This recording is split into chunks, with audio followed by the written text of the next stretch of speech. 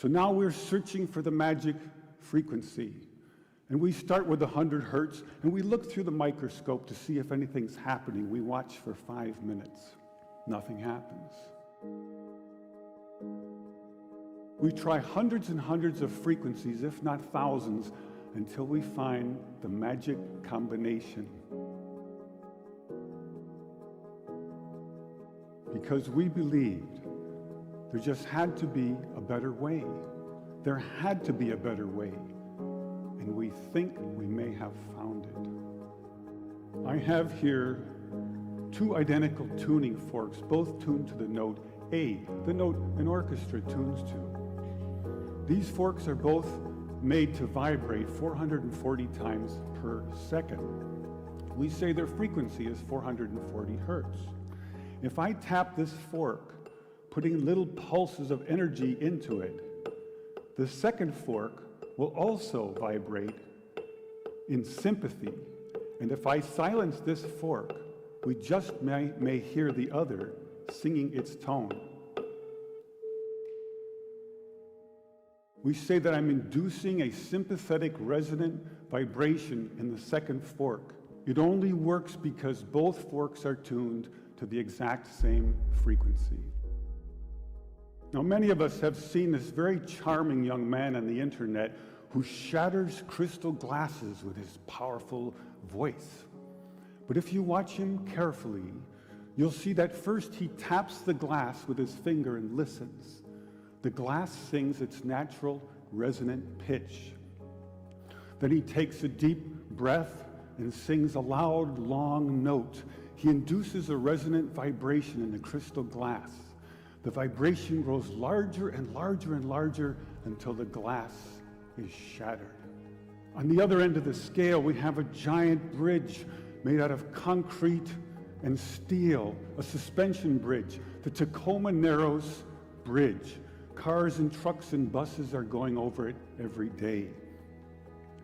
And unfortunately, where they built this bridge, there was a steady wind blowing across it. And one day this wind induces a small vibration in the bridge, hardly noticeable.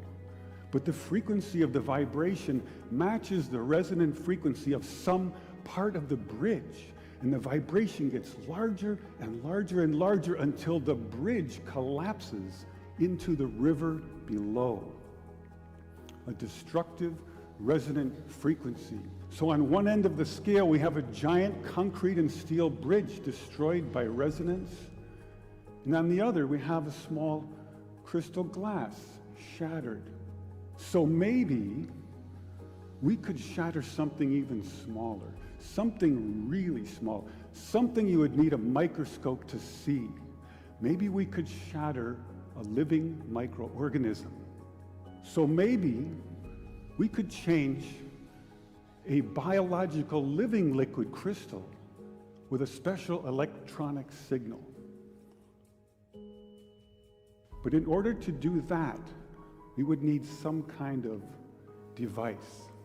So we search the US patent database, and we find this invention by a physician, Dr. James Bear of Albuquerque, New Mexico.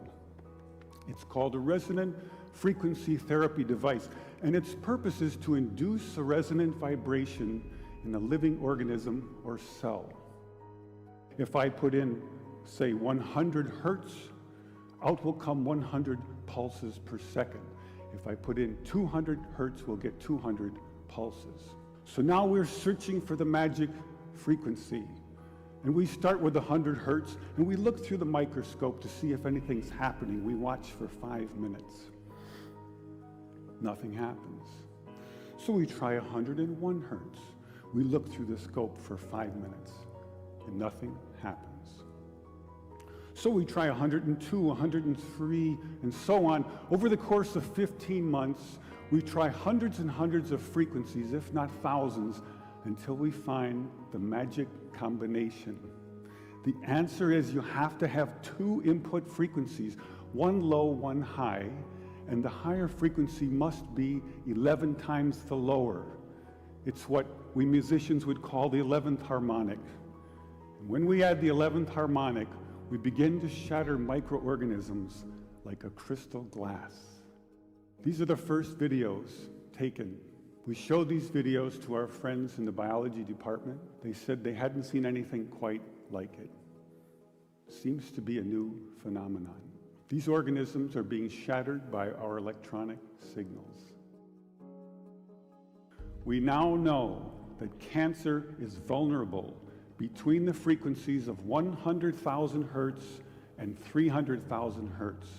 So now we attack leukemia cells. Leukemia cell number 1 tries to grow a copy of itself, but the new cell is shattered into dozens of fragments and scattered across the slide. Leukemia cell number 2 then hyperinflates and also dies. Leukemia cell number 3 then tries to make another cancer cell. The new cell is shattered and the original cell dies.